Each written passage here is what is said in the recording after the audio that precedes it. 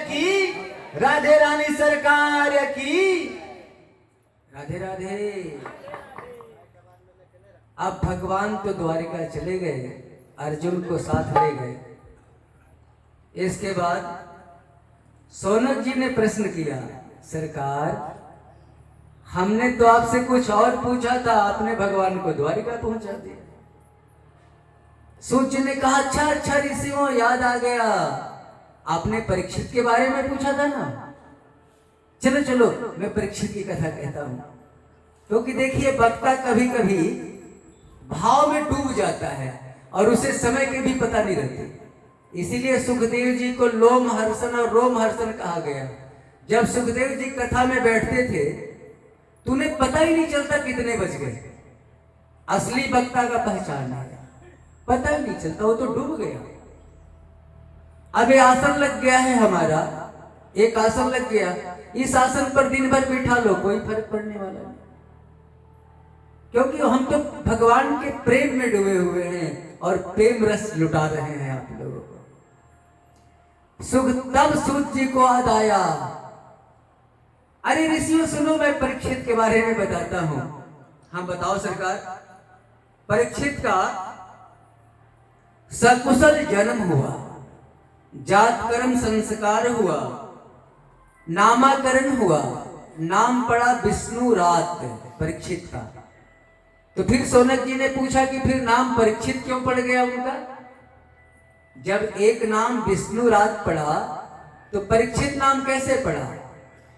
तो जब परीक्षित मां के पेट से बाहर आए तो चारों तरफ ढूंढ रहे थे कि कौन है जो मुझे मां के पेट में बचाने गया था। चारों तरफ ढूंढ रहे थे, परितः इच्छिता इति परीक्षित। तो चारों तरफ परीक्षित करने के चलते उनका नाम परीक्षित पड़ गया। उनका नाम परीक्षित नहीं था, लेकिन वही नाम पॉपुलर हो गया। जैसे हमारा बच्चन नाम पॉपुलर हो गया, असली नाम गौन हो गया। वही परीक्षित, असली नाम परीक्षित के कोई जानता ही नहीं, बहुत कम लोग जानते हैं, सब परीक्षित परीक्षित परीक्षित। तो एक दिन की बात सुनो सौनक जी, विदुर जी आए पांडवों से मिलने के लिए। बहुत दिन के बाद पांडवों ने विदुर का बड़ा जोरदार स्वागत किया। रात्रि विश्राम को जब विदुर जी गए और पांडव भी जब सैन्य में चले गए सोने के लिए, तो चुपके से विदुर जी उठे और धृतराष्ट्र गंधारी के ठहरने के जगह पे कमरे में चले गए और जोरदार डांटा, खूब डांट लगाई। शर्म नहीं आती है महाराज, जिनको मारने के लिए आपने कौन से कौन षड्यंत्र नहीं रचे और उन्हीं के दिए हुए रोटी के टुकड़े पर पल रहे हो।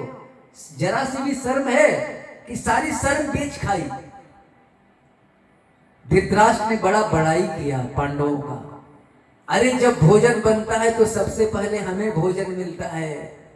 पांडव प्रातः उठ करके हम दोनों को प्रणाम करते हैं, इसके बाद घर का कोई काम करते हैं। कहे कि आप बिल्कुल नमक हराम हो, अब जरा से भी लाज है कि नहीं, चलो यहां से छोड़ो। तो धृतराष्ट्र बोले क्या करें, तो चलो मेरे साथ। और गांधारी और धृतराष्ट्र को लेकर के विदुर जी रातों रात इंद्रप्रस्थ को छोड़ दिए, जंगल में चले गए और मुक्ति का मंत्र दिया कि महाराज इस भगवान का कृष्ण का भजन करो, ओम नमो भगवते वासुदेवाय का जप करो और इसी में लीन हो जाओ, तेरा कल्याण हो जाएगा।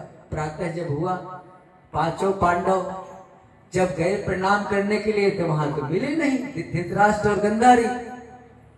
आपस में चर्चा करने लगे कि लगता है हम लोगों से कोई गलती हो गई, इसलिए चाचा जी और चाची छोड़ के। लेकिन विदुर जी भी नहीं थे और संजय को भी मना कर दिए थे विदुर जी की इनके बारे में कुछ मत बताना। संजय भी कुछ नहीं बताया। तब तुम्बरु गंधर्व प्रकट हो गए।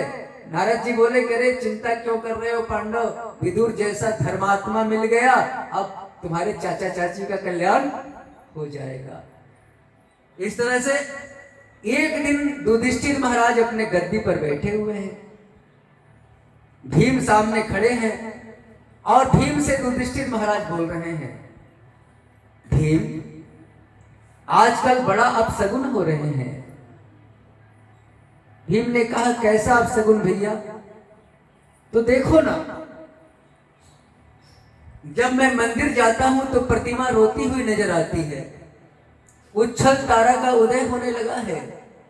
अरे गाय को बछिया का दूध पीते हुए देख रहा हूं, ये तो अपशगुन ही है ना। अर्जुन अभी तक नहीं आया, पता नहीं क्या हो गया, कहीं द्वारिका में कोई गड़बड़ी तो नहीं हो गई। तब तक अर्जुन सामने से आ रहे हैं, बिल्कुल कांतिहीन अर्जुन। अर्जुन के मुख से कांति चली गई है, एकदम उदास। अर्जुन के आंखों में आंसू। युधिष्ठिर महाराज घबरा गए, बोले अरे अर्जुन क्या बात है, तेरी कांति कहां चली गई? अर्जुन जल्दी बता, कहीं तुमसे कोई बड़ा पाप तो नहीं हो गया अर्जुन? कहीं गोवध तो नहीं हो गया? विप्रवध तो नहीं हो गया? बालक वृद्ध की उपस्थिति में बिना भोजन कराए तूने भोजन तो नहीं कर लिया? शरणागत की रक्षा करने में कहीं असफल तो नहीं हो गए? अरे अर्जुन तेरी प्रतिज्ञा तो भंग नहीं हो गई? अर्जुन तू बोलता क्यों नहीं है? कुछ तो बोल। द्वारिका में सब कुशल तो है ना? अरे अर्जुन बोल, क्यों रोता जा रहा है? माहौल बिल्कुल उदास हो गया, गमगीन हो गया। अरे हमारे प्रभु ठीक तो हैं, साम प्रद्युम्न सब अच्छे तो हैं। तब अर्जुन भैया के चरणों पर गिर पड़े और रोने लगे, बोले भैया हमारे प्रभु हमें छोड़ करके चले गए भैया, हम अनाथ हो गए भैया। जो ही युधिष्ठिर महाराज ने सुना कि प्रभु हमें छोड़ के स्वधाम चले गए, दौड़ी दौड़ी कुंती मैया आई और समाधि लगा करके उसी समय अपने प्राण का त्याग कर दिया। प्रभु के वियोग को एक पल भी कुंती मैया नहीं सह पाई। अपने इतिहास में भगवान के दो भक्त हुए, एक राजा दशरथ